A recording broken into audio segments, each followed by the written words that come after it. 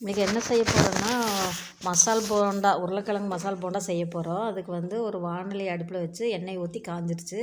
எண்ணெய் காஞ்சோடனே கடுகு, உளுந்தம்பருப்பு, சீரகம் அதை போட்டு நல்லா கொஞ்சம் பொரிய வரைக்கும் நல்லா பொ புரட்டி விட்டுறலாம். இது பொரிஞ்ச உடனே பெரிய வெங்காயம் வந்து சின்ன சின்னதாக கட் பண்ணி வச்சுருக்கிறேன். ஒரு 2 வெங்காயம் அதை வந்து சேர்த்துக்கலாம். அது சேர்த்து நல்லா வதக்கி விட்டுடலாம். நல்லா வதங்கிட்டு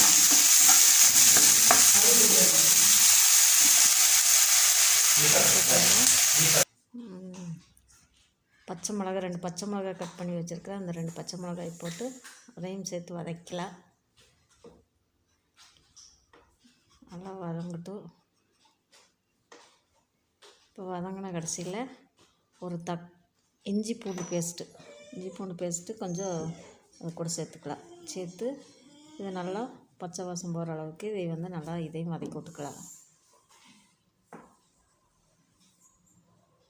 அப்புறம் சின்னதாக மீடியம் சைஸில் ஒரு தக்காளி கட் பண்ணி வச்சுருக்கிறேன். தக்காளி சேர்த்துக்கலாம். பெரும்பாலும் நிறைய பேர் தக்காளி போடுறதில்ல. நாங்கள் டேஸ்ட்டுக்காக ஒரு தக்காளி சேர்த்துருக்குறோம். தக்காளியும் போட்டு உப்பு, உப்பு போட்டு நல்லா வதக்கி விட்டுக்கலாம். இது நல்லா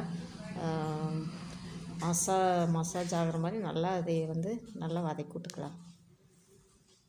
வதங்கின உடனே கொஞ்சம் கருவேப்பிலையை சேர்த்துக்கலாம். கருவேப்பிலையை சேர்த்திட்டு இப்போ இதுக்கு வேணுங்கிற மசாலாலாம் நம்ம சேர்த்துக்கலாம். கொஞ்சம் நேரம் வேகட்டும். இப்போ வந்து நல்லா வதங்கிடுச்சு. வந்து மஞ்சத்தூள் ஒரு 1/4 டீஸ்பூனு, மிளகாத்தூள் 1 ஸ்பூனு, உங்களுக்கு எவ்வளோ காரமோ அந்தளவுக்கு நீங்கள் சேர்த்துக்கலாம். அடுத்தது வந்து கரம் மசாலா ஒரு 1/4 டீஸ்பூனு, பெருங்காயத்தூள் ஒரு 1/4 டீஸ்பூனு எல்லாமே சேர்த்து நல்லா வதக்கிக்கலாம். இப்போ எல்லாம் வதங்கின உடனே உருளைக்கிழங்கு ஒரு 1/2 கிலோ உருளைக்கிழங்கு வேக வச்சு பொடிச்சு வச்சுருக்கேன். அந்த உருளைக்கிழங்கு இது கூட சேர்த்து நல்லா கலந்து விட்டுடலாம். நல்லா உருளைக்கிழங்கு வந்து கலந்துட்டோம். இப்போ வந்து இதை எடுத்து ஆற வச்சிடலாம். கொஞ்சம் கொத்தமல்லி இலை போட்டு இதை எடுத்துக்கலாம். எடுத்துட்டு இதை நல்லா ஆற வச்சு உருளைக்கிழங்கு மசாலாலாம் நல்லா ஆறிடுச்சு.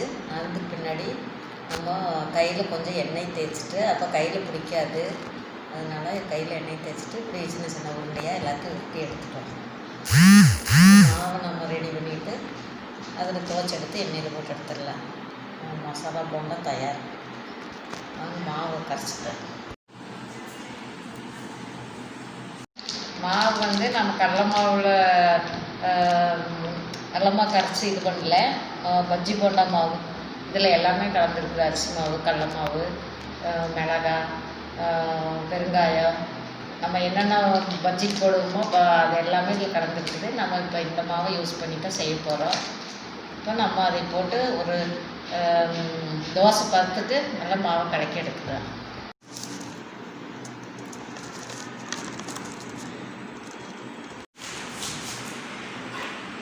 தேவையான அளவு தண்ணி ஊற்றி தோசை பார்த்து கரைச்சி எடுக்கலாம்.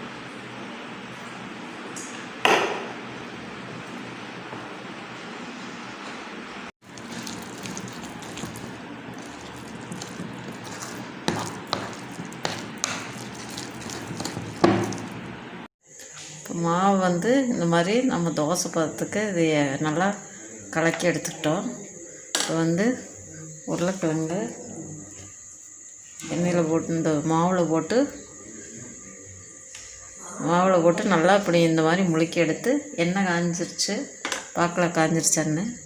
காஞ்சோன்னே எண்ணெய் காஞ்சிருச்சு. இப்போ வந்து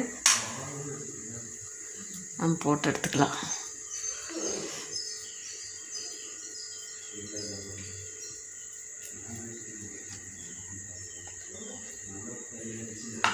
வந்து இப்போ மாவில் நல்லா முக்கி எடுத்துட்டு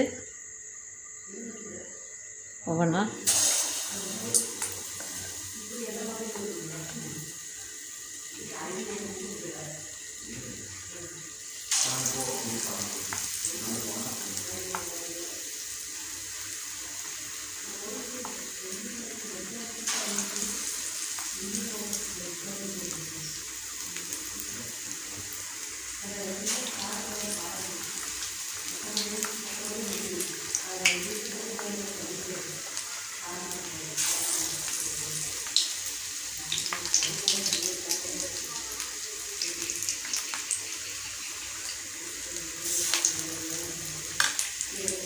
திருப்பி விட்டு எல்லா பக்கமும் வேக வச்சு எடுத்துக்கலாம். உள்ளே இருக்கிற மசால் வந்து நம்ம ஏற்கனவே உருளைக்கிழங்கெல்லாம் வேக வச்சு தாளிச்சிருக்கிறோம். அதனால் வெளியே மட்டும் நமக்கு நல்லா வெந்தால் போதும். சுற்றி வெந்தால் மட்டும் எடுத்துடலாம். போண்டா நல்லா வெந்துருச்சு, நம்ம வந்து எடுத்துடலாம்.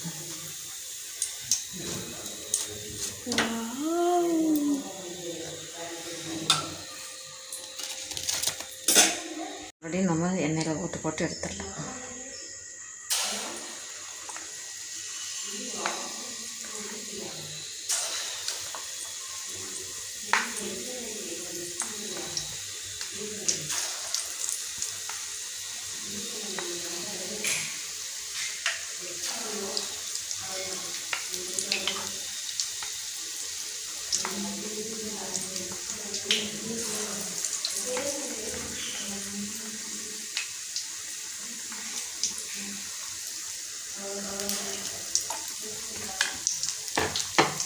கொஞ்சம் வேகட்டும், அப்புறமா பரட்டி விட்டுக்கலாம். உடனே நம்ம பரட்டினோம்னா அது பிஞ்சு வந்துடும். அதனால் கொஞ்சம் நேரம் வேகட்டும். சுவையான உருளைக்கிழங்கு போண்டா இப்போ ரெடி ஆயிடுச்சு. இதை சாப்பிடுங்க. நீங்களும் இந்த மாதிரி செஞ்சு பார்த்துட்டு கமெண்டில் எப்படி இருக்குன்னு சொல்லுங்கள். இந்த வீடியோ பிடிச்சிருந்தால் லைக் பண்ணுங்கள், ஷேர் பண்ணுங்கள், கமெண்ட் பண்ணுங்கள். மறக்காமல் ஜீவா சமையலுக்கு சப்ஸ்கிரைப் பண்ணுங்கள். அடுத்த வீடியோவில் சந்திக்கலாம். பாய்.